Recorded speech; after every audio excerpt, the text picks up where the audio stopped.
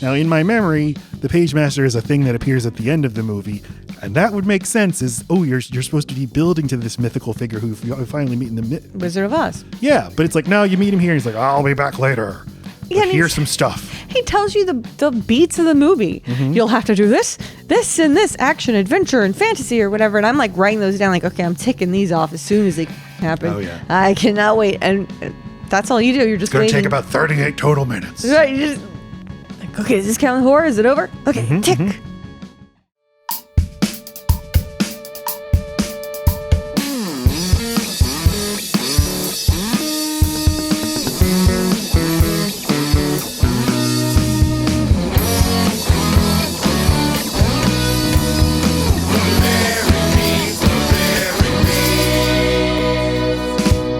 And welcome to Load Bearing Beams. I'm Matt Stokes. I'm Laci Roth. If you are a huge Pagemaster fan and you only tune into podcasts about the Pagemaster, we'll tell you about our show.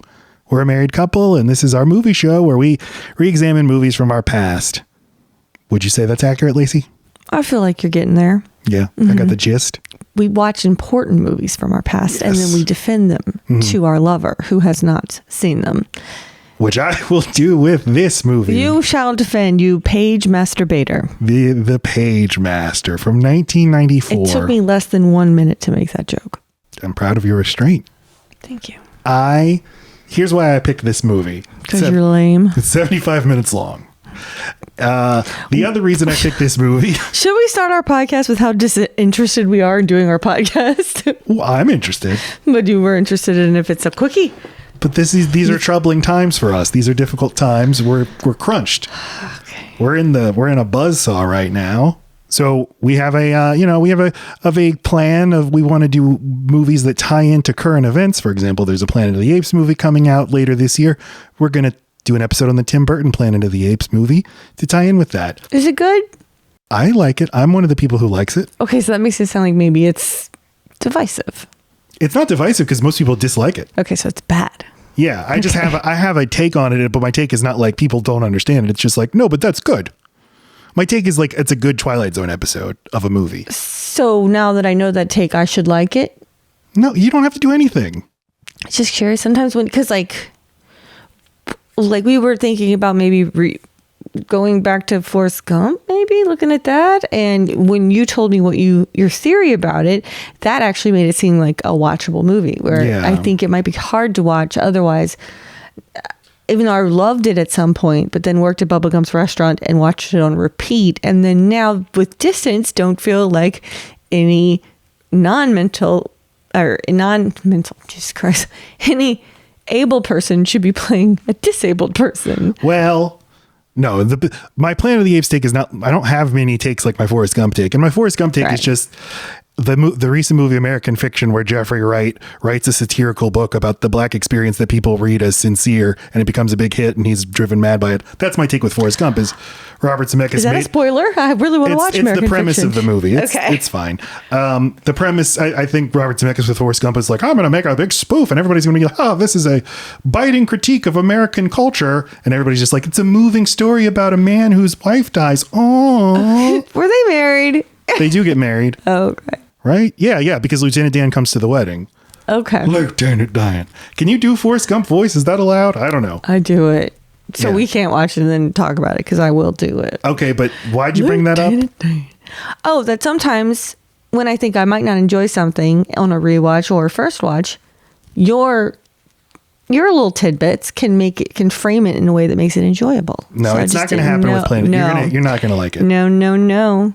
With this movie, I knew that we're in a buzzsaw right now in terms of our work schedule, and this movie is 75 minutes long. And I said, I did appreciate that yesterday. I wrote down check mark in my notes. That's how I do it. It's a little cutie. Yep.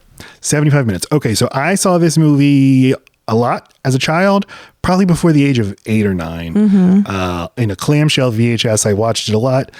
Watching it yesterday, I did bring back like, oh, okay, so I liked tree houses. Yes. No, wait, it's not that I like tree houses. I like building tree houses or watching movies about building tree houses. Okay. Once they're done, I don't give a shit. Okay. But this movie, the dad is building a tree house, and I'm like, that's neat. Is it because you would like your dad to have had time to do that? Or is it because Yeah, what is it? What that is a curious thing for you to like, specifically the building. I also liked kids building stuff. Yeah, although it's not the kid, but right. And I find the dead very creepy in this movie. I liked when people would every TV show would have an episode where they build a go-kart, and I would always try to build a go-kart, and it's like it's not working. I tried to build a half pipe so I could get some sick grindage on it. We've all tried to do a ramp, but a half that's even more. But the ramps never work. And then this movie had a bike ramp, and I was like, that's pretty neat too. And then more than anything, it has a library, and libraries are the neatest of all. I loved books and libraries. So that's why I liked it. I do wish this movie thought Macaulay Culkin was capable of not being precociously smart and like overly verbal. I wish he could play a little bit more of like a normal kid in this movie. I think this movie would have worked without him being scared, because he's a kid that gets trapped and gets caught off guard in a storm and then goes into a library. That can happen to any kid. Yes. And then the adventures he goes on would take any kid aback. Yeah, it's not like it didn't need. You're gonna get eaten by Moby Dick. Too bad you're a little scaredy cat. Right. Or like you have asthma, you need to overcome it. And like he didn't have any ailment. He just was scared for a little bit. I think anyone would have. It's because but I wouldn't even. It's like he has like a dollop of characterization for a little bit, and that's it. Okay, but like also I wrote down like, if the library isn't where this kid goes, where the fuck does this kid go? He doesn't go anywhere. But that's not okay. I get it. He's like a hypochondriac, and some traumatic thing they never discuss, like scared this. You think this it kid. involves the dad, Ed Begley Jr.? Because he freaks me. That actor bothers me. Really? What? Yes. Do you know I what hate from? Blondes. Wait. What's your Begley experience? What does he creep you out in? He never plays a great person. This one, he seems fine, but he seems to not, on a very fundamental level, not be interested in what's going on with his kid. At least the mom's being patient with the kid. And I get it's a different time, like therapy for children just was still for the very, very extreme things. But, it's your classic dad pushing the kid to be more like dad. Anyway, tell me what else. It's all around this time. I don't. My least favorite game to play is what does Laci know an actor from? Oh, well, then we shouldn't play it so much. I just thought you might know other movies that he's in, is all I was going to ask. Yeah, but it's a specific thing with you. You get mad. No. I don't do that. I'm super nice about everything. Well, no! You had never seen The Pagemaster. I thought for sure once it started, I would be like, yes, maybe when I was a child, but like nothing. Zilch. I mean, you would have been 10 years old when it came out, and that's probably too old. Yep. Nope. You're right. And would it have come out on like not Disney? That was my question. Where did stuff like this even come out? Where did it play? Where did it play? Would it have been a theatrical release? Uh-huh. Oh. And then after, like in syndication, who would have gotten access to this? It was a Turner Entertainment feature. Is that TMC? TCM? It would have been on Turner Classic Movies. No, I don't know. The Cartoon Network, because that's a Turner network. Wait, TNT. Is TNT a Turner network? Yeah, but that's adult dramas. I think that's perfect. That's The Fugitive on repeat. It would have been too old, and I was thinking in the 90s, I mean, maybe up until then, but there's just a kind of movie that I think has gone extinct, though I don't have the data to back this up, which is live action movies for kids. Not family movies, movies for kids. Sure. I feel like those have kind of... Would that be Dennis the Menace? Yeah. Sandlot? Or Blank Check, Richie Rich. Yes. First Kid. Mm-hmm. Angels in the Outfield. A Kid in King Arthur's Court. Blank Check. There are... live action movies for kids. They're not aimed at like the whole family can go see it. Now maybe these have just migrated to Netflix / Disney Channel, but there was sort of a robust movie theater demand for movies, live action movies for kids, where the adults would go and be tortured. Yeah. And this Richie Rich strikes me as like a prototypical edition of that genre. Because I can't see anyone over the age of 9 enjoying this even a little bit.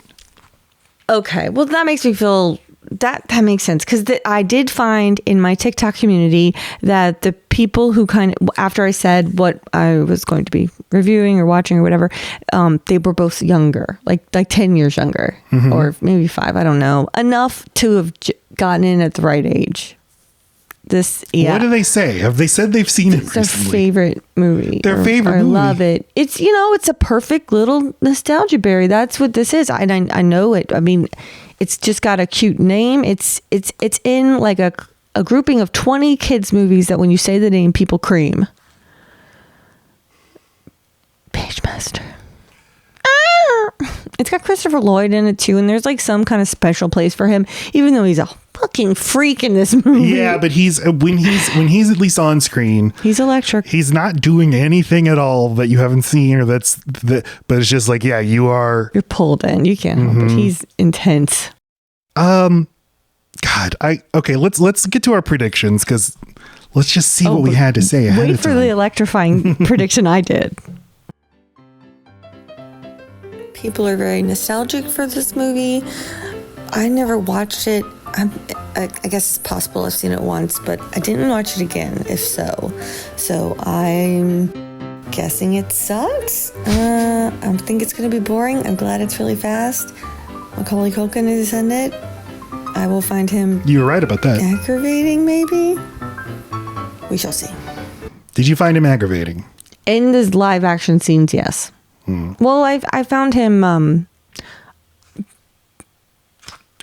obvious. I don't need him snot-nosed Weasley kid, because he's already precocious. I don't need him to also be like, well, actually, and he's got a little notepad and his shirt stuck in, and he's got a belt.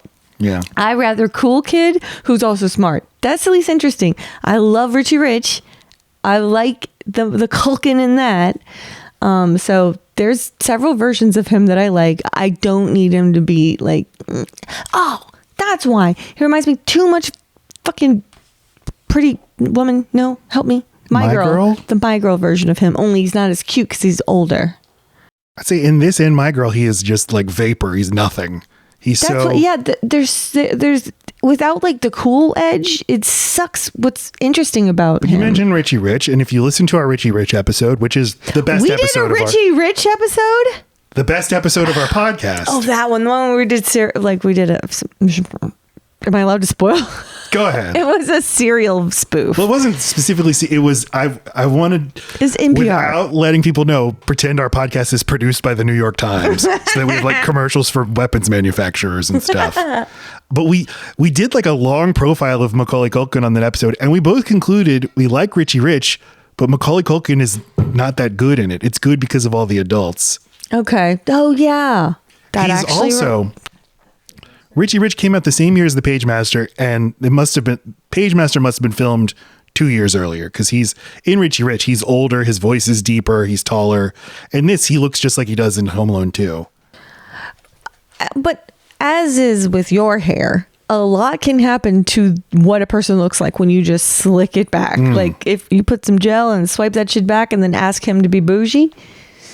You're saying it's performance? Word. He's deepening his voice by choice? Locate my dad. First rule of defense, Lex. Always watch your rear. No, he definitely has a puberty like ting in his higher, his deeper cadence or whatever. So I will agree it's probably a year apart or something, but it's not as much as you think, I'll bet. Here is my prediction. Oh, right. Prediction for The Pagemaster, a movie about the magic of reading books. So few memories of this movie other than a treehouse, a bike ramp, and books that come to life and you go on an adventure. I'm pretty sure Treasure Island is involved. I have so little memory of this movie, but doing some research on it, I'm not saying I'm hopeful, but I'm saying, this movie has a terrible critical reputation, and maybe it's like unfairly maligned. I anticipate having an okay time. I think Laci will hate it, and I will think it is pretty serviceable. What the fuck? I think I had an okay time. As soon as Whoopi showed up, I was good. Really? Yeah, I just love her. Yeah, you laughed a couple times. I did. I just find her funny. There's a couple of deliveries that fell flat, sure. I think I was so uncomfortable because of you being there. For some reason, all right. That's the point. I know you're going to object to this, but you like animation a lot less than I do. Yes. And we found it's difficult to talk about animation on load-bearing beams for whatever reason. Have we? We have. I think that, I mean, what does serviceable mean? You know, years ago, we had an episode where we talked about the movie Blow, the Johnny Depp movie Blow. And I said, this movie isn't good, but I compared it to Kobe Bryant in his later career, where the whole Los Angeles Lakers organization was constructed around the team being bad, but Kobe Bryant putting up 45 shots a game and getting lots of points, and then his team losing by 20. And his coach, Byron Scott, was defending it. And he's like, listen, it's hard to get a shot up in the NBA. And the proper response to that is like, okay, but he's Kobe Bryant. The defense shouldn't be you couldn't get a shot up in the NBA. Right, you're already in the NBA. Yes. This movie's getting shots up. You know, there's not like continuity errors. The audio's synced up. Right, it had an idea. It followed through. But there is literally nothing inspired, remarkable, or even I would say good about this movie. Every single second is like AI replacement lorem ipsum bullshit. Okay, so here's you're not Disney. What are you going to do? Disney created all these properties that it could play off of and things it could, I don't know. This company did not have any money to think of big new ideas. Whoever this is. I'll tell you. So it just mined and farmed publicly available properties and fairy tales and stereotypes. That made it seemed like a collection of Hanna-Barbera cartoons or something that it was just doing like a little, not an anthology, I don't know what you call it, but just like, let's touch on every fairy tale you already know. And that's what it's a public domain multiverse. Yeah. Right. It felt kind of cheap in that way, but expensive in other ways. Yeah, it looks cheap, and if the animation were good, and I'll talk about the people who made it in the animation studio and the animation talent, and I'm sure they're very talented people who worked really hard, but I guess this movie didn't have a budget because the animation looks terrible. It's very flat. In every respect. The character design is terrible. The backgrounds are flat. They intermingle CGI that looks terrible with traditional hand-drawn animation. None of it is specific. None of it, I just kept coming back to inspired. There's nothing inspired about this at all. It is just rote, just boring bullshit. It seems that it was made quickly, and so sometimes that just can come off very cynical and like kind of treat the audience as though they're stupid. So yeah, this caught you at just the right time. Yeah, because even the message, you gotta read books. The message does not make sense. Well, but more than that, it doesn't even feel like a sincerely held belief. Like, doesn't. You gotta read. I'm telling you, this kid does not exist. And like, to be relatable, to really mean something and have you hold on to it for a lifetime, you've got to at least be relating to this child. So I understand a kid that's scared of taking risks, and that kid stays inside. So, but that kid's usually not a couch potato. No, that kid's on the internet. But that kid doesn't have the internet, and it never mentions playing any console games. So that kid's a reader. This movie doesn't understand what kind of kid this is. This doesn't make sense. And also tell me when becoming a reader ever made anyone considered tough or brave. It doesn't. It is a fucking hodgepodge. It doesn't know what lane it's in. Now, if it's an overly tough kid who maybe in the beginning bullies a smart kid or gets in trouble at school for maybe pushing something small, something that doesn't make the kid a monster, and maybe that kid needs to realize, like, no, books make you hard. Books, you got to go through some stuff to read books. Watch. And then that kid's nice at school. There we go. Give me Good Son, Macaulay Culkin. Yeah, it doesn't have any. There's nothing transformative. That kid comes out of this animated world with 3 huge books that he's going to carry around for the rest of his fucking life, like a nunu, like a blankie. He didn't actually gain any confidence. He gained 3 things to be attached to. We have no proof that kid's. They didn't even bother letting him be awake by the time he gets to his real world, his real life. That even makes it sound too interesting. Also, he has a concussion. He shouldn't be sleeping.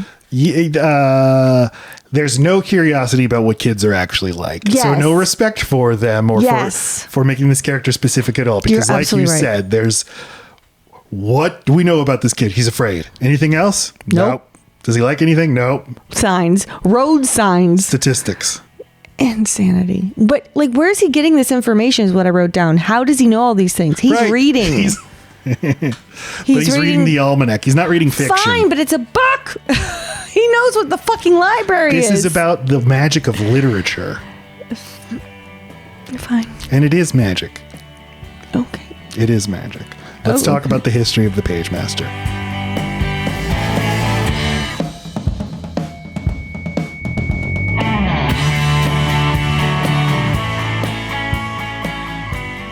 We're not going to go crazy. And in fact, there's not a lot of information available out there on this movie. I can't wait to find. Okay. And I'm excited to hear what other things the studio created, because I want to see if they're also insulting. So if you haven't seen The Pagemaster, it's a live action animation hybrid. Well, maybe, but that's even misleading. It starts as live action, transitions to animation. It's mostly animation, then it goes back to live action. Wrap around. The animation was done by Turner Feature Animation. Now, I love the history of movie studios trying to start a new animation studio. There's lots of aborted attempts at this. It seems really hard. It is very hard. There was some success in the late 80s, early 90s with Don Bluth's studio and their partnership with Amblin and Steven Spielberg. They made An American Tail and The Land Before Time. Some of the people who worked... Which I love, Land Before Time. On those movies were involved in this movie. But this movie was an attempt by Turner Feature Animation, by Turner Studios, which had recently acquired Hanna-Barbera and then spun off their feature animation division into this new animation studio, Turner Feature Animation. I even said Hanna-Barbera, didn't I? You did. You did.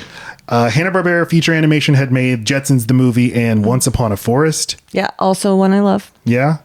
It made me cry, but I'll bet it's not great. I have Jetsons the Movie as a possibility of us covering. We watched that together too. Yeah, like 10 years ago. Just on a date night.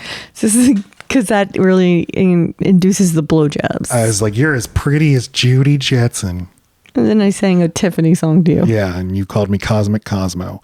So, yeah, they're trying to get this studio up and running, and the Pagemaster is going to be their big hit. Going to get Macaulay Culkin in the live action. We're going to get a live action director in Joe Johnston, and this will push us up into the stratosphere. It doesn't work. The Pagemaster is a big flop. They only produce one other movie, one other feature called Cats Don't Dance. I've never seen it. And who can forget? They also don't act. And then Turner was... That little girl. It looks like Angelica or something. There's something very familiar about that mean girl sitting on top of that cat. And the design of that big, like, Frankenstein guy. Yeah. Interesting. But I've never seen it. I can't say I have. Yeah, okay. Turner Feature Animation. Turner is bought by Warner Brothers in 1996, and then Turner Animation just gets folded into Warner Brothers. So this was a big flop. This is yet another entry in another studio trying to create an animation unit that competes with Disney. It doesn't. Nobody ever has sustained success until DreamWorks in the 2000s. What's an animated movie from this time? Jump scare. What's an animated movie from this time that you would vouch for now that you know is good? Don't say Fantasia. Don't say anything Disney, please. I need something that doesn't have Disney bucks. From the 90s before. Like Fern Gully is something that comes to mind. Land Before Time. I mean, I haven't seen Rescuers Down Under. That's Disney.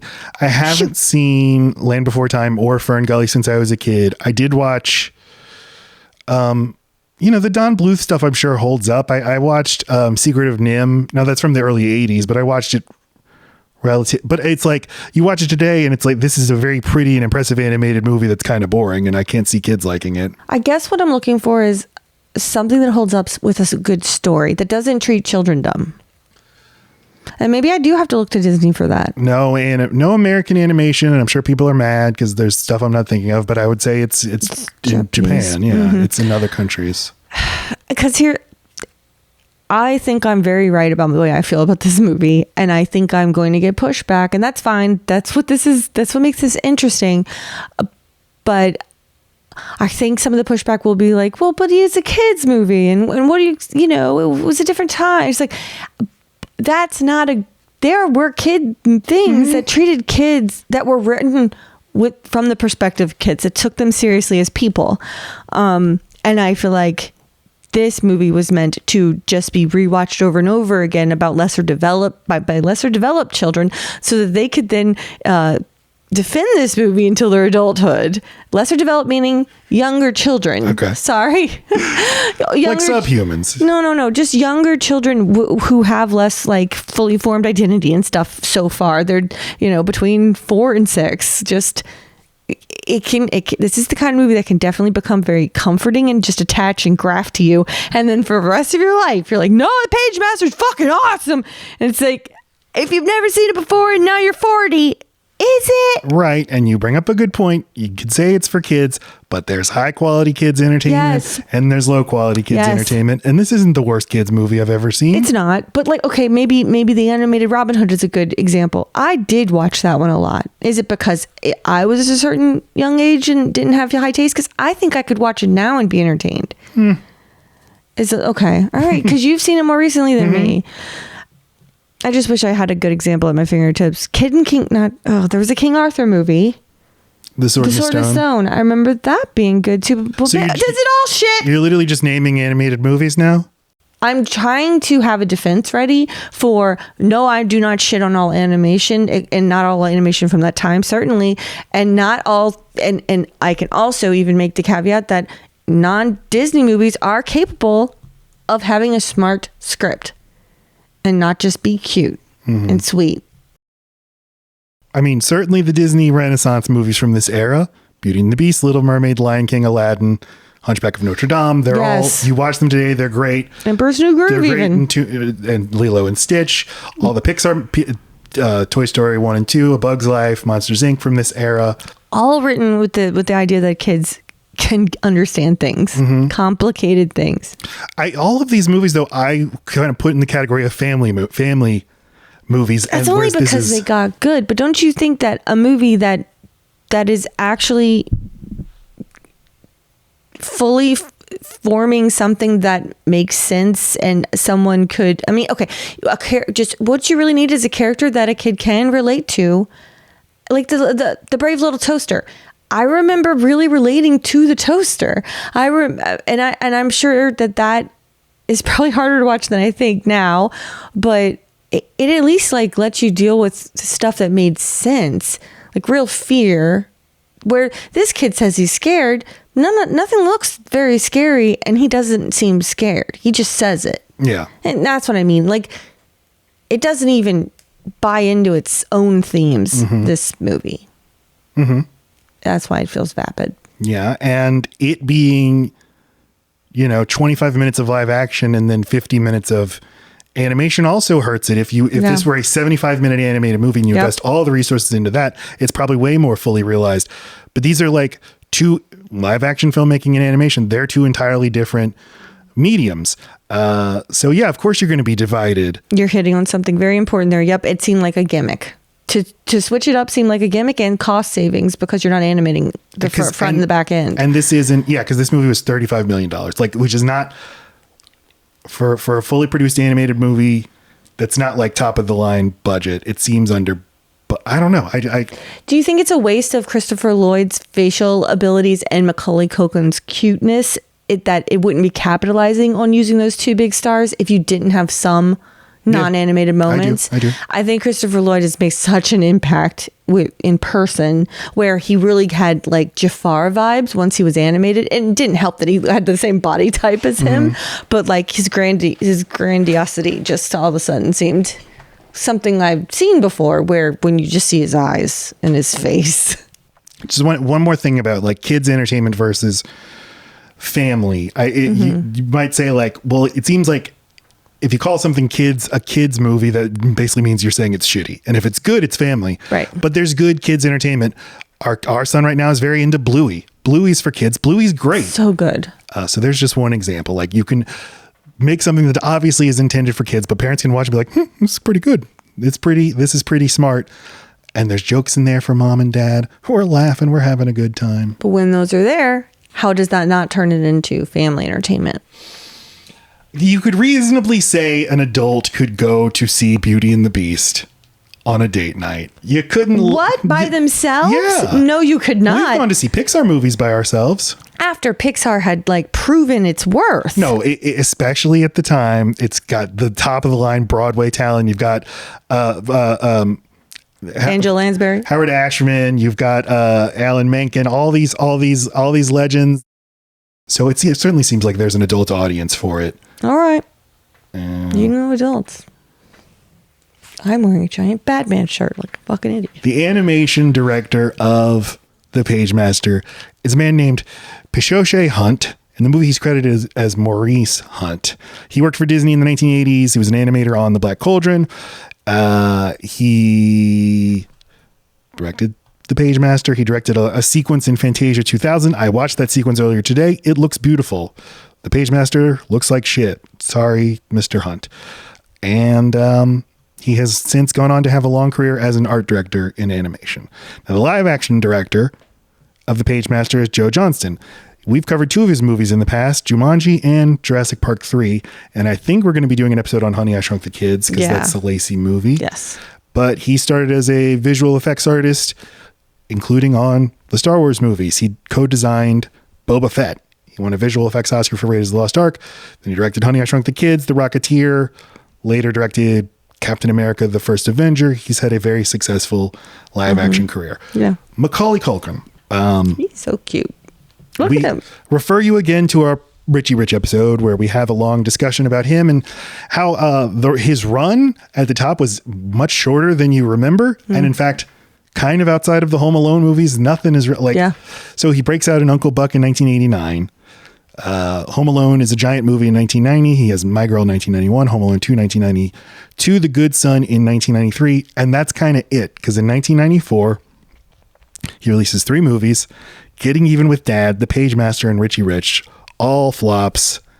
And at that point, he retires. And the juxtaposition of the 2 photos you picked to express him in these moments, they hurt.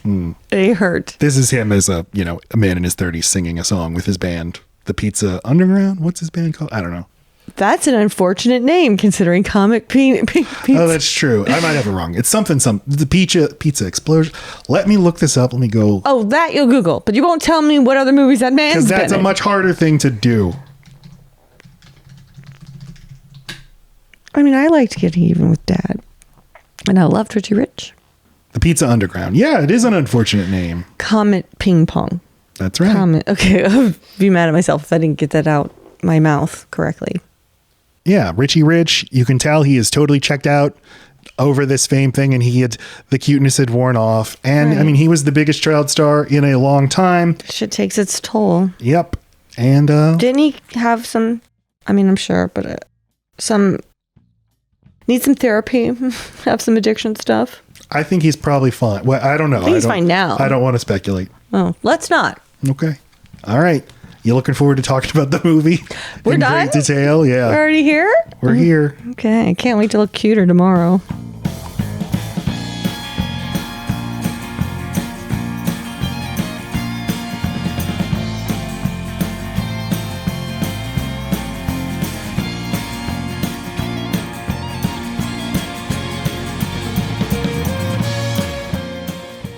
The Pagemaster opens with Out of soundboard. Fuck. That's fine. That's fine. I just want to announce to our very Do you want me to go get it? no, it's really fine. I don't know that our soundboard is thrilling the masses. It's fine. It's fine. I sort of suspected That you wouldn't use it. I have made it a point to sort of use it. You have to make a point to you. I mean, you need more time with it for it to become second nature. It's like an artificial limb. You have to absolutely. So become we're going to intimate use with this it. moment as a chance for you to lecture me about how I'm not using my toys correctly. Yeah. Well, maybe if someone would give them to me every single time, I could get a little more used to them. Mm-hmm. So we see how we can flip this conversation around. Again, I can go get it for you so fast. You could, but won't do it. No, he's gone. Okay, well. Just fail. You're really proving that you're kind of fussy and helpful. You're a helpful, fussy man. Well, the Pagemaster took a page out of the book called Boring and decided to make a totally fine movie that makes me feel nothing afterward. Have I encapsulated? Yeah, I don't even think we need to finish the episode. Episode over. It's not easy to review a movie that is specifically aimed at children. Of course, as an adult, I mean, this is what's interesting about nostalgia is it didn't get a chance to become important to me when it was aimed at me. So I don't know that it's fair. Of course it's fair. This is media criticism. This is art criticism. Be better. We disentangle our own feelings of nostalgia. And I know I'm weird because I resent my nostalgia. My nostalgic for things makes me think things are worse than they actually are. Yeah. But we have takes, we have personas, we have histories, and we're going to use these lenses to view the things we watch and say what we see. And what we see here is a pretty crappy movie. But here's why. We'll start with scene 1. No, wait. Open. The movie opens with animated credits and some Disney font, and it looks kind of good. And I'm like, okay, maybe. Kevin McAllister in a bed, please and thank you. Before that, there are like I've now watched the movie again. This is our customary wardrobe change break in between recording sessions, and I've watched the movie again. And I think there are like 3 sections where the animation is really good. And it's like they spent all the money and time there and then the studio pulled the funding. Are the moments where they incorporate books into the scenery? Because I do like that. Like they're hidden all throughout. I like that it's not super obvious. I did make that note. There were good animation choices. Well, it's a good idea. I think it was executed well at certain points too. Because it wasn't always like, oh, book. Yeah. Then sometimes it was like, oh, book. Oh, book. And then it was, oh, book. The opening credits have that Disney font, and it's really throwing a lot at you. And the score by James Horner, it's egregious how much this is aping Home Alone. It is like just do Home Alone. It's Home Alone, license-free Home Alone music. You might have just hit on something. Okay, so it has happened once or twice that I've had what I would say is a nightmare client. Mm-hmm. Since I'm a graphic designer and I have the capability of designing things, it means I also have the capability of copying other people's work and letting someone else pass it off as their own. And I think you might have discovered that maybe several people involved with this project, through no fault of their own, were asked to just do this. Yeah. Make it different enough that we're not in trouble. Mm-hmm. And that feels dirty. I mean, we all take inspiration from each other, but like just straight up, no, like beat per beat, but change it enough. Make it feel like it. And you know what? You're not John Williams. You're James Horner. If you try to imitate John Williams, it's just going to sound like James Horner. Right. That's because there's only one James Horner. You're an individual, baby. You don't know how to expand on him. You're not him, man. And but that's how people justify it. I do it. If I try to imitate somebody, I'm still going to change it so much because I'm me.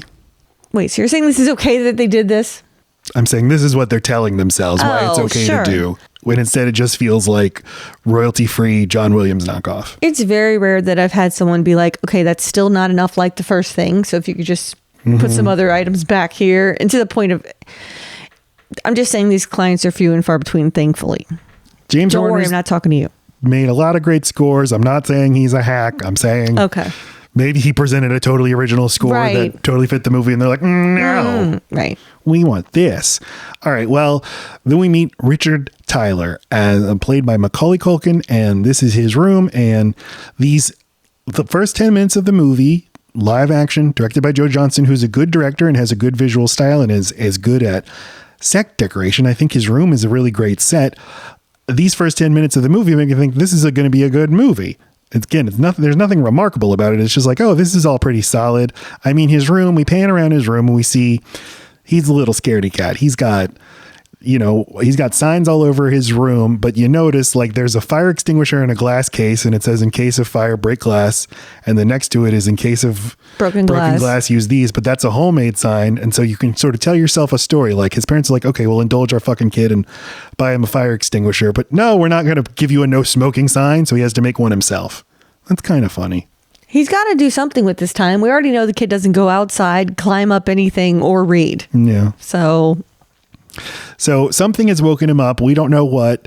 And he goes to tell his parents that he's scared, but he hears them. They're still awake and they're talking, and they're like... Some sexy pillow talk. You know who sucks, darling? Our son. Our son's a damn coward, don't you think? He brought a medical journal to Little League. That sounds like the right place for it.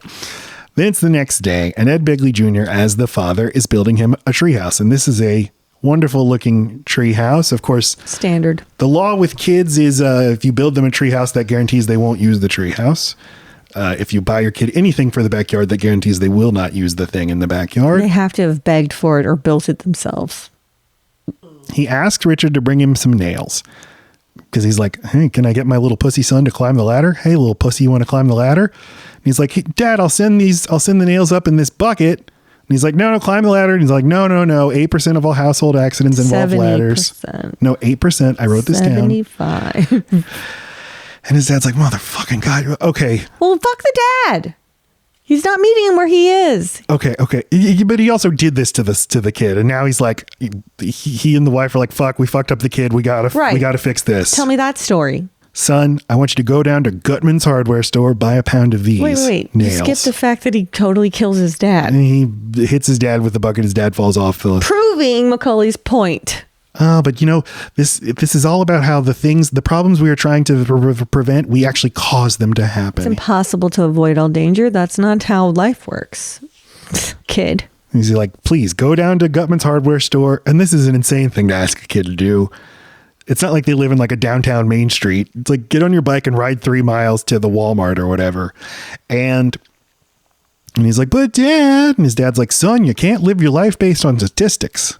This was a pre-Moneyball world. You have to keep telling yourself that. I would say we all live life based on statistics. We are. So as Macaulay is walking away, there's this catchphrase, the Macaulay Culkin catchphrase they're trying to get going in this movie, which is, this is not good. Oh, yeah. This is definitely not good. It's super fetch, though. So maybe that'll get going. Super what? Fetch, which is the tagline that in Mean Girls they tried to get going. I've never seen Mean Girls. Yeah, well, the you problem. The rest of us will get the joke. Okay, but you're talking to me, and I haven't seen Mean Girls. I'm talking to the audience, and I also wanted to expose you for not having seen Mean Girls. So, it is a movie I haven't seen. Oh my God, we can't all see every movie. You're trying to think of like a really important one I haven't seen right now, huh? No, of course not. Yes, you are. You're going to yell it. So Richard gets on his bike, and this bike is decked out with lots of safety equipment and has headlights. It has a warning siren. And he's wearing a shield, a reflective jacket, and like a loser, he's wearing a helmet. And he sees some badass kids who are on this insane bike ramp, and he's just like looking at them longingly. And they're like, "Hey, Tyler, where you going? The moon?" And he rides away. I thought that was a decent joke. He looks like an astronaut. Yeah. Good job, kid. Yeah. Just saying, there are other kids that say far less funny things. You pick out the one funny thing. Rude. You get cable on that thing. Okay, that was also good. See, these kids Your are mother zingers. sucks cocks in hell, Tyler. So it's starting to storm, and lightning strikes a nearby tree. At this point, if lightning struck a tree by the kid, like he'd be like shitting himself and vomiting and like. Right. If this kid is as scared as they say he thinks he is, he sure is already doing a lot of hard stuff, like going into a 2-way street tunnel that has no side to it. This is the tunnel where the kid can die. This is the tunnel from Roger Rabbit and Back to the Future 2. It's an iconic movie tunnel. He rides through, it's raining. He's got to get out of the rain. Where is he going to go? He finds sanctuary in this library, this beautiful library where he meets the most close talker of them all, Christopher Lloyd, who is so excited to have a child in the library, really preaching, like just kids these days. Oh, wait till he hears about the internet. He's going to be so pissed. And I know it's his charm. It's why this performance was effective in this moment, but the amount of time he stares at Macaulay, like confused by what kind of creature just walked into the library. And then once he is excited, just 3 inches from his face. Well, the library doesn't appear to be closed, but it's dark. There's no one in there. Like, this is a beautiful library. This library would be packed with people. But he's like, what's this? They don't have Wi-Fi. Oh, I know what you want. I have a talent for knowing what people want. So he starts like pitching. I know what you want, a fantasy. You want a fantasy. Never like name specific books, just genre. I'll shout genres at you. Hurrah, hurrah. Like, actually what I need are some free copies. I need to use your Xerox. You get 50 cents of free copies. What do you think of libraries? You like libraries, Lacey? I like the way they smell. They feel homey to me. It is where I went after school, after all, for all of my high school years, because I didn't have any aftercare, and there was a library right by the school. But this means you have positive.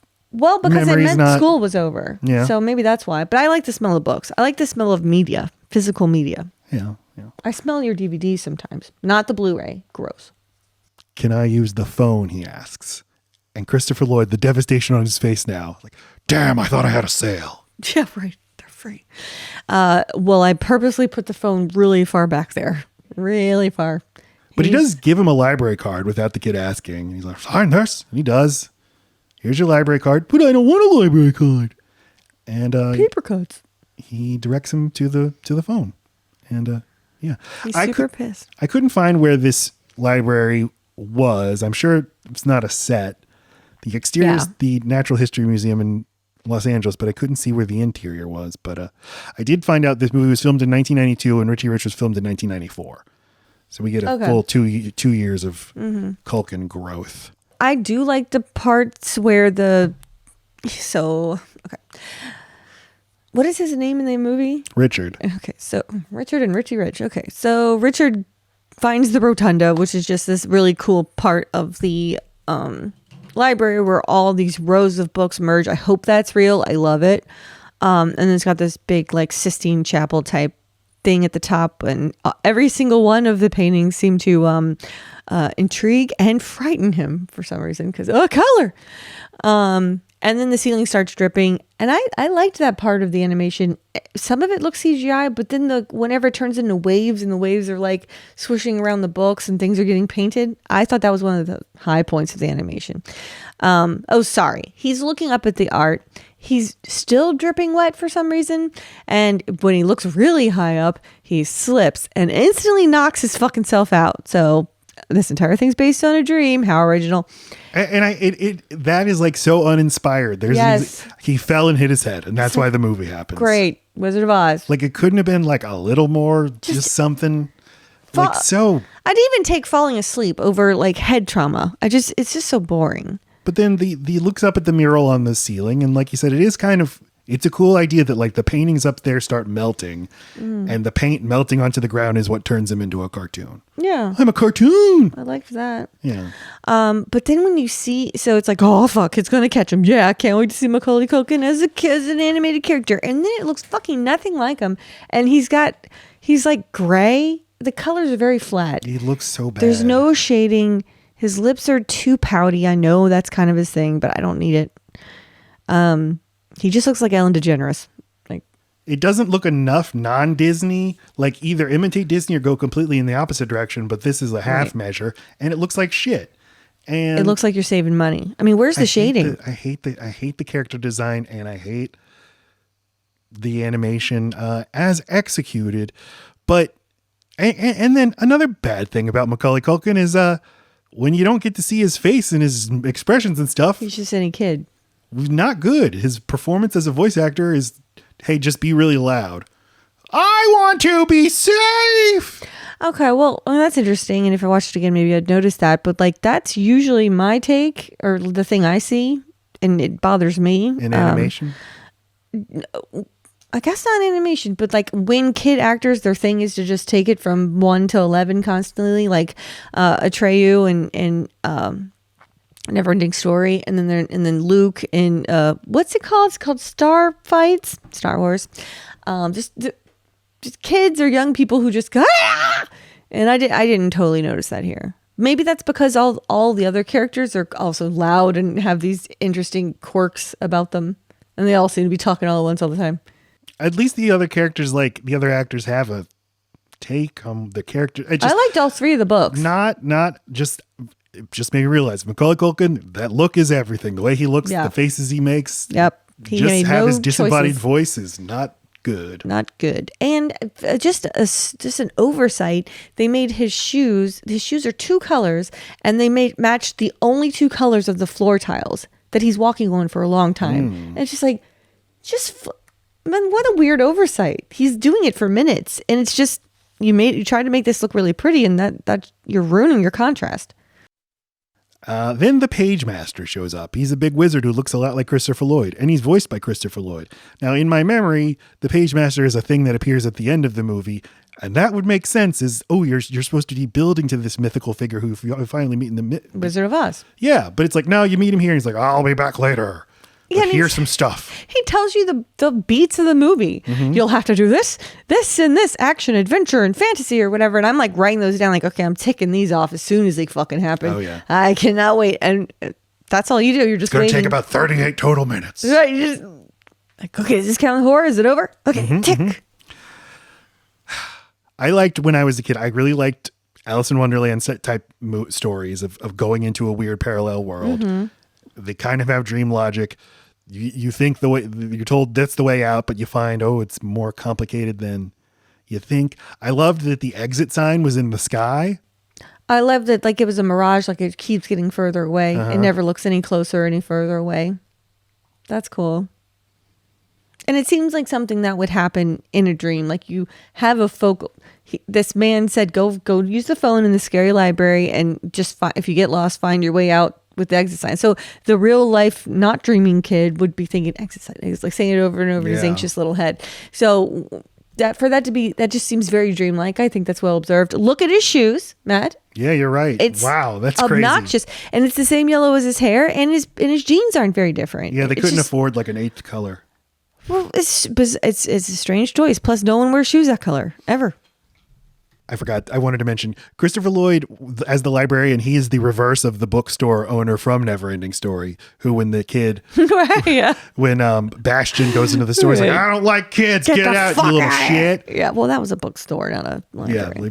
Yeah, a child.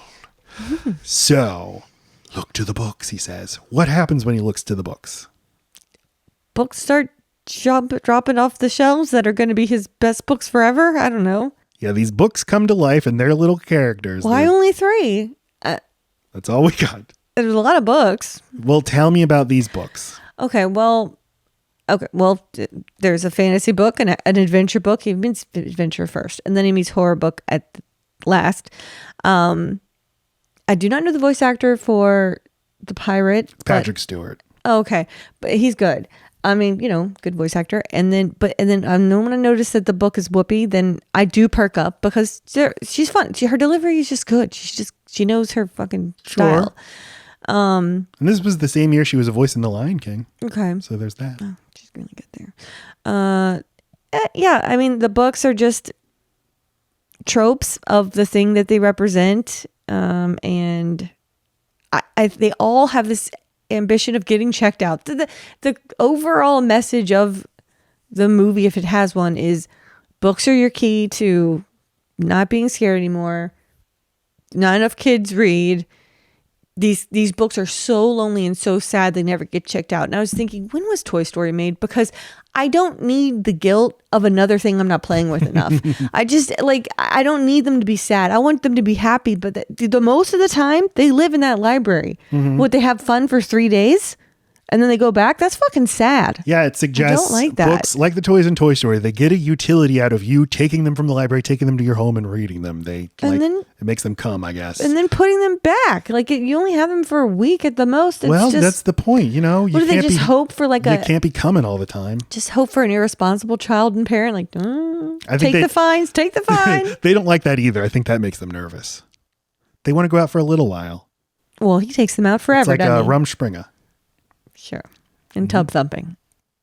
So Patrick Stewart is the voice of adventure. He's doing a pirate voice. If you watch Star Trek The Next Generation, you'll see Patrick Stewart loves to be a sailor, a pirate, Gilbert and Sullivan singing ship seaman. So he must have been in heaven here. Do you think the director just said, pick any adventure character that a kid would notice? And he was pirate. I'm a pirate. It's an obvious. He's doing the obvious thing. Yeah, I don't know. But you just said it's his favorite. Yeah, so maybe he was supposed to be fantasy at first. No. So he must have been in heaven. But so a thing happened with voiceover acting in the name a voice from Beauty and the Beast. Angela Lansbury. Yeah, Angela is the most famous person from that. A few years later, you'd have Mel Gibson is in Pocahontas, and Tom Hanks is in Toy Story, and then after that the DreamWorks starts really selling their animated movies based on the mega talents. And I think you're right. I never thought about it. The change is probably when Robin Williams plays the genie in 92. But this movie does have a mixture of like Whoopi Goldberg's a movie star, Patrick Stewart's a TV star. But then the third book, Horror, is played by Frank Welker, who's a voiceover acting legend. He's Fred from Scooby-Doo. He's Megatron. He's Kermit from Muppet Babies. And I do think that his voice of the horror book seems like it's in a totally different movie. It does. Tonally. It does. But, well, and just that he's playing someone that's needs help, needs guidance. He's like kind of the kid stand-in. I don't know. The rest of them seem capable. They do. I mean, he's capable of being in his section. I guess he just gets scared when he's in the other section. It's just an interesting mixture of like, do we want to go all voiceover pros or do we want to go with live action actors? Seems like they only have one voiceover pro. Well, they have Jim Cummings as Long John Silver. Well, there's your cum. Yeah, there's some very exhausting library antics, but they eventually get out. They enter the horror section. Again, this is a cool idea. Is the horror section is a haunted house. It's a graveyard and a big gothic castle, but it's like... But the only properties they have are the ones that none of us give a shit about. Oh, Dr. Jekyll and Mr. Hyde. What all kids are craving. You know what I realized for the first time watching this movie is like, oh, Dr. Jekyll and Mr. Hyde was just made as like a allegory for a person who's an alcoholic. Okay. They change at night. Because when he drinks it, it's like, don't drink it. Don't drink it. Now I'm mean. Yeah. Do you like classic literature? Like what's the... what's the most classic thing I've ever read? Yeah. I mean, at this point, The Giver is classic. Let's say from the 19th century or earlier. Because The Giver was like, what, the 70s? How dare you? Mom. I guess I haven't. No, I don't like it. Okay. I don't. I get it. Oh, Anne Rice? No, fuck, that's not. Those people are old. They're vampires. Yeah. Yep. I mean, unless I was forced to read it for school. So no, I'm not going out of my way for any Tolstoy. Dostoevsky. I feel a constant nagging, like I need to read more old books. I don't do that enough. Like I read Frankenstein a few years ago and it was amazing. I read Stephen King's It. That's a big old book. It is. So I read that. It is, but that came out when you were a 1-year-old baby. I didn't read it then. Yeah. No. Anyway, I don't know. They were public domain classic literature. Wishbone was out at the same time. It's like, let's show kids all this stuff. Frankenweenie? Wait, what's Wishbone have to do with any of this? Wishbone. Oh, it's a show. Got it. And they would put out the books. They'd put out books like kid-friendly versions of Tom Sawyer and stuff. And I was very into it. Got it. Well, this just doesn't, the properties they're able to use in this movie, it doesn't do it any favors. I'm sure there's ways to make it interesting. It's not totally interesting, but they're all tropes. So there's nothing that's going to surprise you in what you're watching. And it all makes it all feel very off-brand serial. Like it just, like there's nothing new here. You couldn't have just created your own, like it's about books, but books are everything. So you couldn't have just created your own idea of what horror is, your own thing of what fantasy is. Like what that at least would have been something to discover. But no, just the shit you've always heard of. With fantasy, they don't go into a specific fantasy novel. They don't go into, I don't know what they would go to, Lord of the Rings or Alice in Wonderland. No, but they're totally mining all princess. I thought it was a weird choice to be like a fairy godmother book. I don't think of any of that as fantasy. Like it's all like Prince Charming and princessy. Didn't you feel that was the vibe? It didn't. I don't know. It just didn't strike fantasy for but me. I mean, fantasy, the definition is just, it has magic. That it takes place in a world where magic is real. So it's horror, if you ask me. But all right. Okay. But wait, even the specific story, like Dr. Jekyll and Mr. Hyde, like go into Dracula, go into You're something in better. the big giant house. Like at least do big giant house stuff. Dr. Jekyll and Mr. Hyde. I think I've seen a movie about that, and he's just in an apartment. I know I have. Mr. Jekyll and Mrs. Hyde. It was a terrible. It was the same lady that's in Ace Ventura: Pet Detective, and she's in a gender bending role. Sean Young. Yeah, and then she does this movie somewhat close by, and again she's in a gender bending role. Like it also all feels kind of theme parky. Like you're going through these famous scenes. You're not really an active participant, but everybody's telling you are. Like, Richard, you gotta help him. Oh, I can't. I'm too scared. So someone else will help. Like the horror book gets caught under a chandelier. That's so it feels like a theme park ride. They're talking to you like, you gotta help Dr. Jekyll. Don't let him drink the thing. Oh no, he did. And now you see it all happen. Yeah, it is interesting to have 4 characters that aren't very powerful trying to get through all this. That's the point. You don't have to be a big strapping adult. Jekyll and Hyde are Leonard Nimoy. That's kind of cool. On the shelves, because, sometimes you will see Patrick books. Stewart. Leonard Nimoy, isn't he also in Star Trek? Yes. Okay. Yes. I saw The Shining, Salem's Lot, and The Exorcist on the horror bookshelf. So I think those are the only non-public domain books. Okay. Oh, wait, I read The Shining. Atlas Shrugged is also in this. So fucking random. Or not even random. It was worse than random. It was like, why? It's a political book. Like, why even? I thought Schindler's List. They find it in the fantasy section. I thought, like, are they doing a joke? Like, it does have to be in fantasy to believe this nonsense. Okay, that seems. So Richard, he conquers his fear by climbing down the side of the castle, where they get to the ocean, and they see the exit sign is in the sky. It wasn't inside the building at all. But he's like, look, there's the exit. Oh, it's 1 billion miles away over the horizon. Let's go. Also, this whole time, fucking fantasy can fly. Just like take them with you. Yeah. Like, why couldn't Gandalf's eagles just have flown Frodo into Mount Doom the whole time? To the sign, exactly. man. This is the adventure realm. They get on a little dinghy. This is the most fucked up part of the movie. I mean, legit. I'll let you talk about it. In a second. Yep. They get into a little dinghy and they're rowing out into the ocean and they encounter Captain Ahab. And now we have the second animated sequence that looks really good, where everything turns red and fucked up and dreamlike as he's chasing Moby Dick. And then Moby Dick the whale capsizes their boat. We think horror and fantasy are dead. It's just Richard and adventure on a boat on the dinghy. Like, I wish the others weren't dead. They're my only friends I've ever had. We've only been together 9 minutes, but I know how connected I am to them. And then they get abducted by some pirates from Treasure Island, including Long John Silver. And then what happens? Okay, it's not alluded to what other function. Okay, let's just say this. Immediately, the 2 pirates that capture the boy, they don't give a shit about the talking book. They immediately start salivating over the fact that they have an alive child to bring to the captain. This is just his flavor. He's really into this. But it's not like, we're going to put you to work, boy. You'll swab the deck. They make no mention of any duties he's going to have, but they're all looking at him like they're so hungry, like he's a chicken leg. And then they bring him on the boat, and then the captain does not help.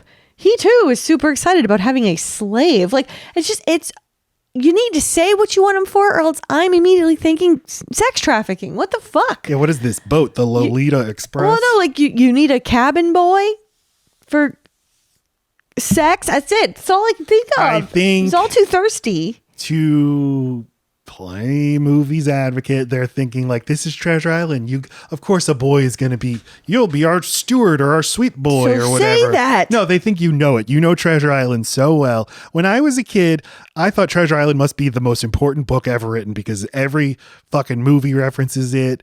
It's getting remade as a Muppet version and a sci-fi version and this movie. And maybe I should read it. That leaves all the dyslexics to think that sex is normal if you're a boy and a pirate. Then fine. Just saying, I wasn't reading Treasure Island or watching it. So you leave me to just think, I better not get captured by any adults. They'll need me to do things they won't describe out loud. Which is true. Not of all adults.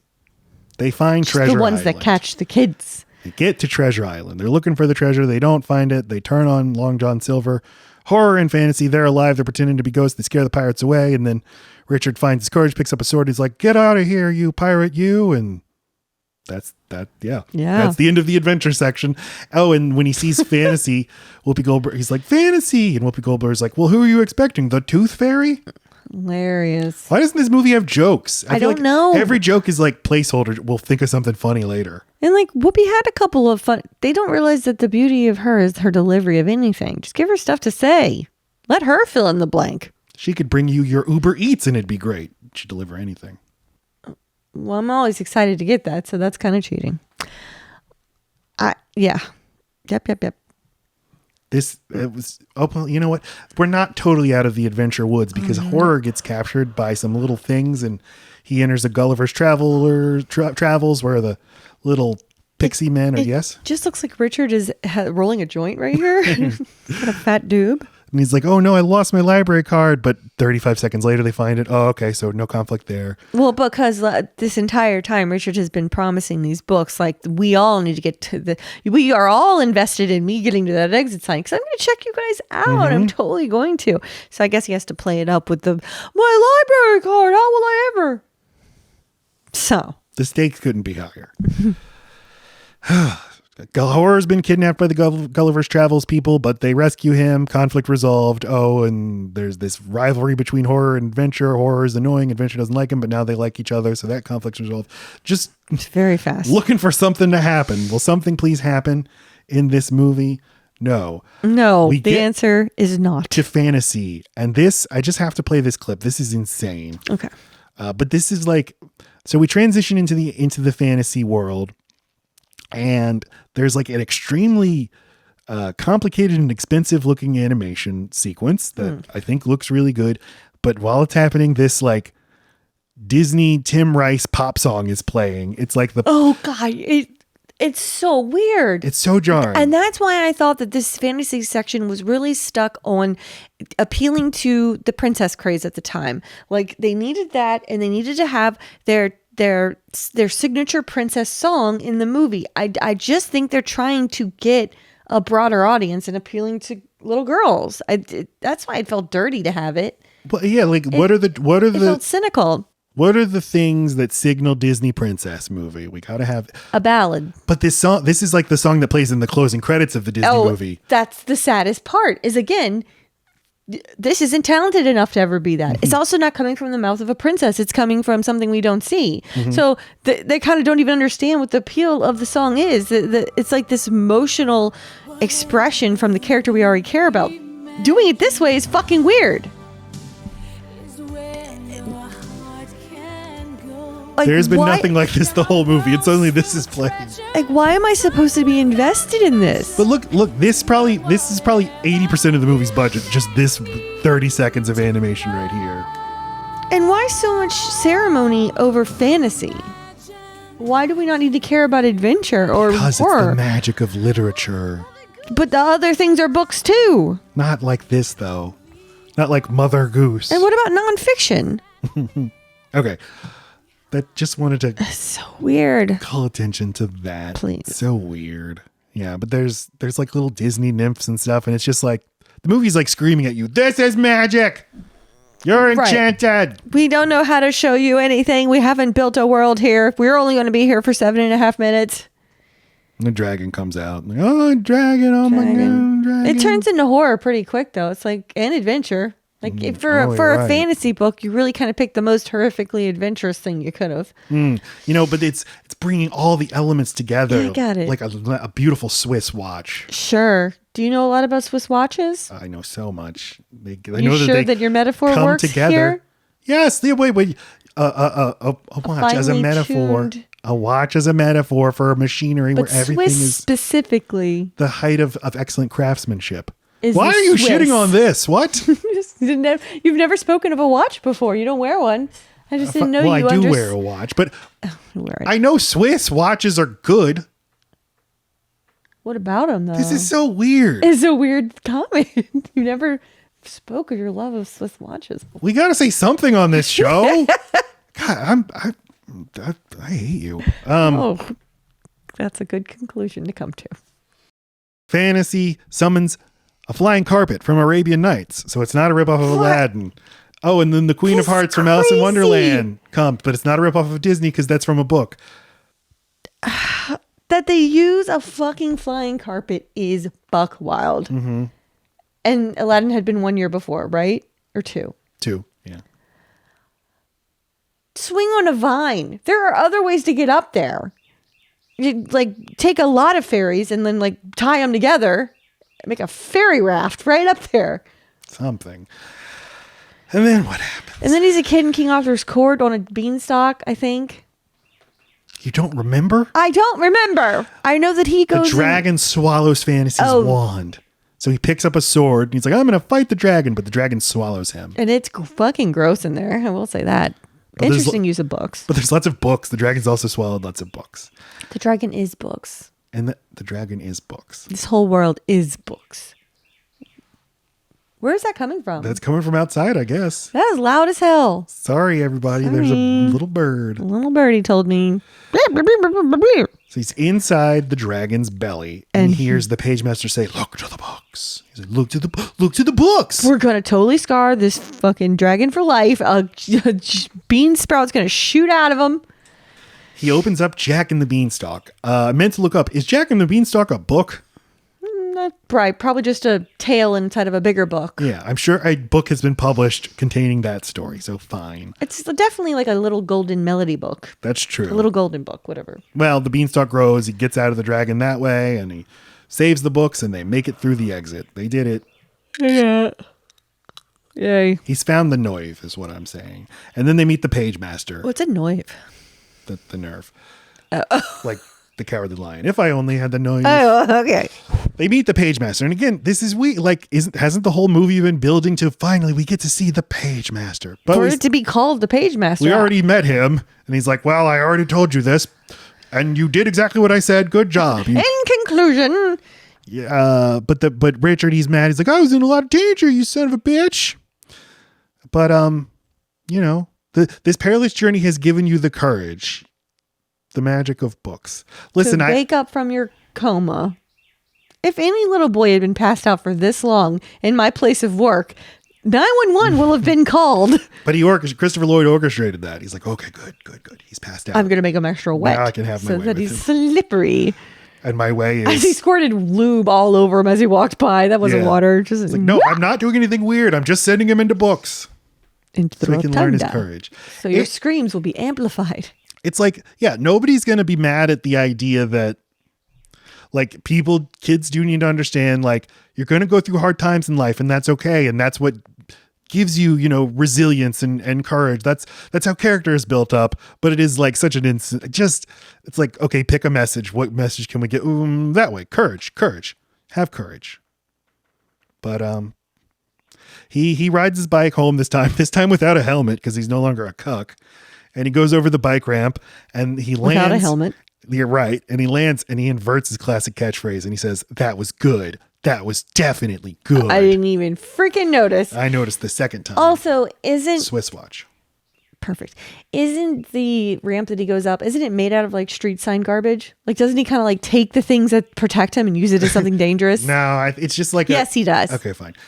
He returns home. His parents have been driving around looking for him all day. They're like, I'm getting kind of worried, honey. Shouldn't we be worried now? I should have given you 2 blowjobs in this car ride to look for him. Like, no, look, he's asleep in the treehouse. Oh, why would you even check there? Well, they see his bike is down. Okay, so he's home. Wait a minute. It couldn't be. He's asleep in his treehouse. You'd think they'd go inside where he lives all the time, not in the place he does not like. So, I mean, we're at the end of this discussion and we've had a lot of feelings about this movie, right? A lot of we're trying to work through. If only there were a book to help me through this.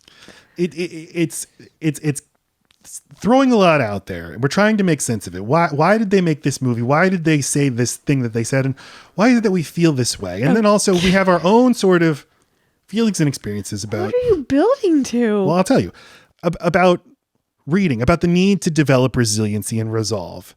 And I was like trying to make sense of it. And one of the ways we make sense of it is through books, but more broadly through art, through expression. Oh, Jesus Christ. What is this? So I wrote a song about it. It goes like this. Oh my God.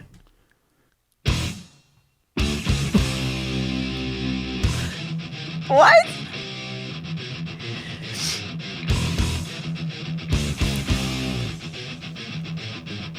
This is a song. I wrote this song. Okay. Pagemaster of Puppets. Got it. That's what it's called. Yeah.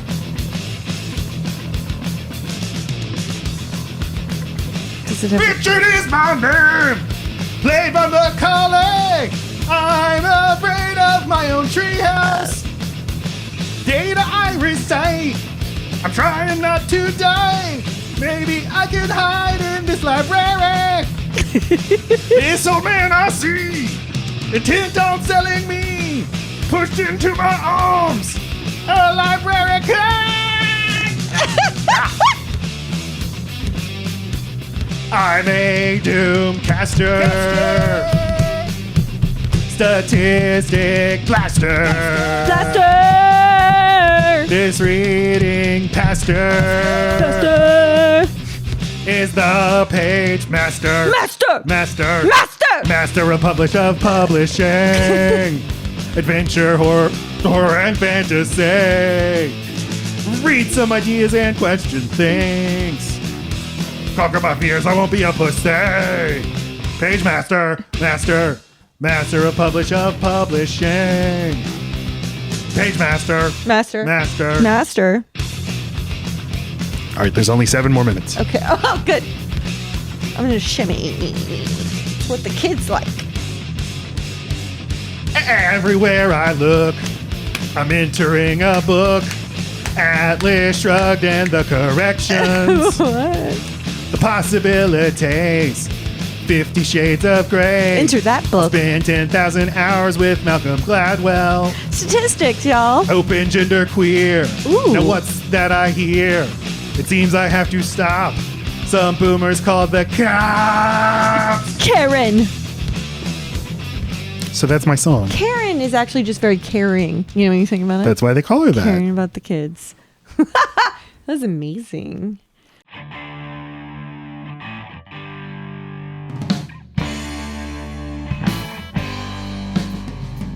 So, what are our final thoughts on the Pagemaster? My final thoughts are I know exactly what clip I'm clipping first whenever I go to put this shit on TikTok. The Swiss watch thing. Yeah, it's perfect. It's right twice. No, Swiss watch is right 3 times a day. Because Swiss. And never goes to war. Collaborates with the Nazis. Fantastic. What are your final thoughts on this movie? Summarize all your complicated feelings. I already did it in song form. You do it with your words. I get why a kid would have been drawn to this movie. It's easy. It's to understand, digestible. It's over fast. There's shit on the screen. But as an adult, it does not have the kind of staying power, story, concept to fool an adult into thinking it's good. And I'm sorry, all my page masturbators out there. It's just not. It's not good. So you're good. You're good. You're good. Movie's not good. You're good. Movie's not good. Star rating. 1.5. 1.5. Okay.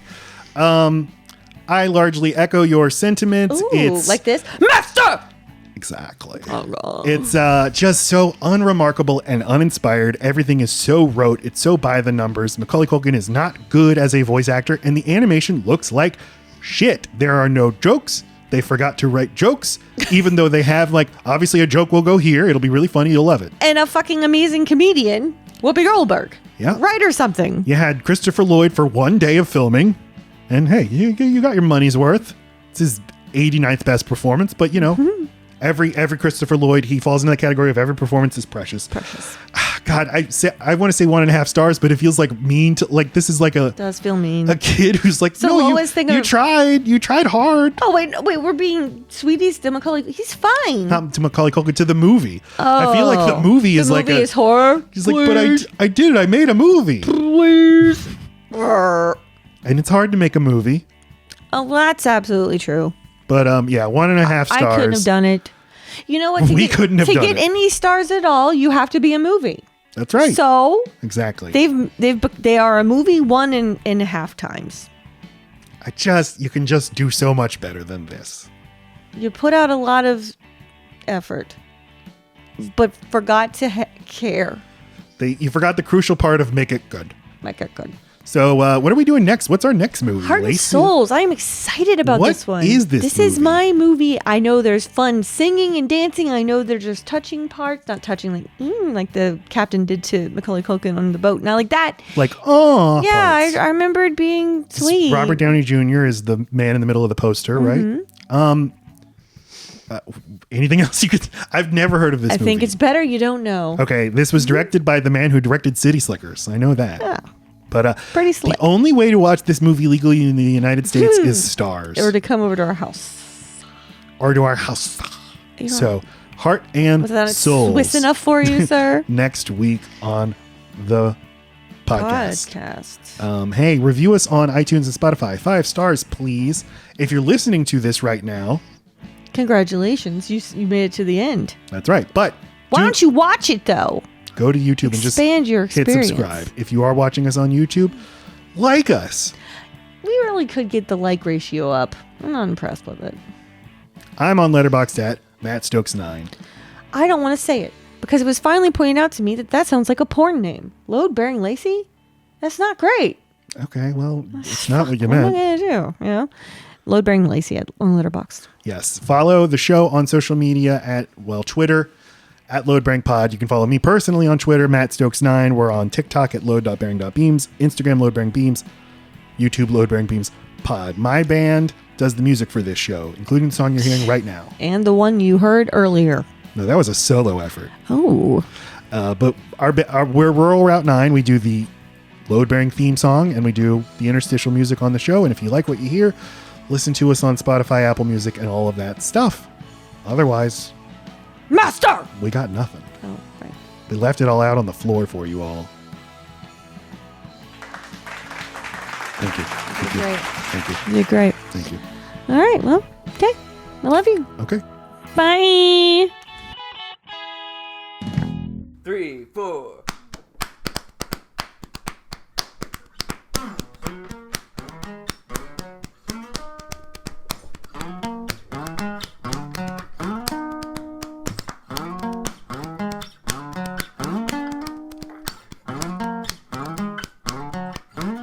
Everybody, love bearing beams, love bearing